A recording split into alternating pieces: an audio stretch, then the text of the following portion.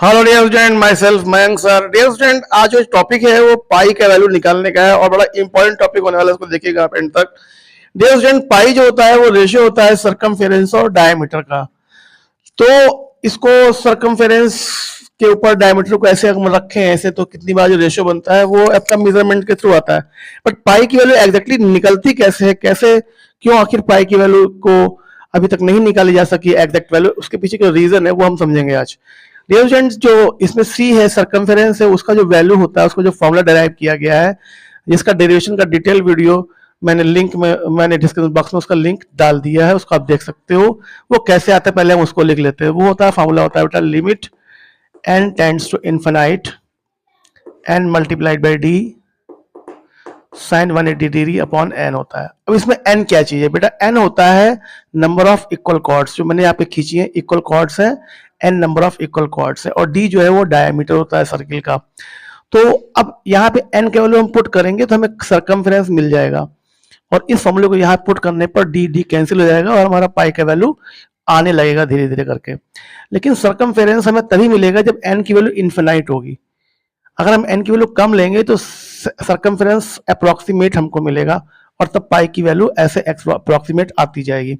तो पाई की value exact क्यों नहीं आ पा रही है? क्योंकि n का वैल्यू इन्फिनाइट रखना पॉसिबल नहीं है, तो पाई की एग्जैक्ट वैल्यू नहीं मिल पाती इसी वजह से।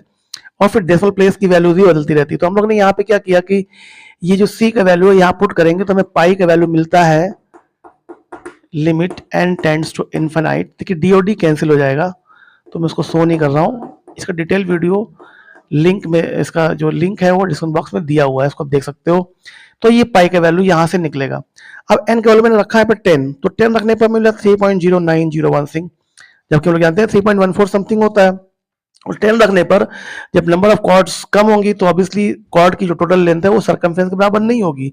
अब जैसे जैसे हम वैल्यू बढ़ाते जाते हैं तो जो सर्कमफेरेंस के बराबर होने लग रहा है, और जब n की वैल्यू 1000 रखते हैं तो हमारी वैल्यू आती है 3.1415874, और जब हम 10,000 रखते हैं n का वैल्यू तो डियर स्टूडेंट हमको मिलता है 3.145926019126। तो पाई का जो वैल्यू हम लोग लेते हैं डियर स्टूडेंट 3.14159 समथिंग, आज की डेट में हम लोग अप्रोक्सीमेट वैल्यू लेते हैं। और इसका वैल्यू जो है वो कभी भी निकाला नहीं जा सकता, क्योंकि n का वैल्यू इनफिनाइट हम लोग कभी कर नहीं सकते, क्योंकि इनफिनाइट कोई फिक्स नंबर नहीं होता है डियर स्टूडेंट। तो ये पाई का जो एग्जैक्ट वैल्यू कैसे निकलता है उसको मैंने आज एक्सप्लेन किया डियर स्टूडेंट।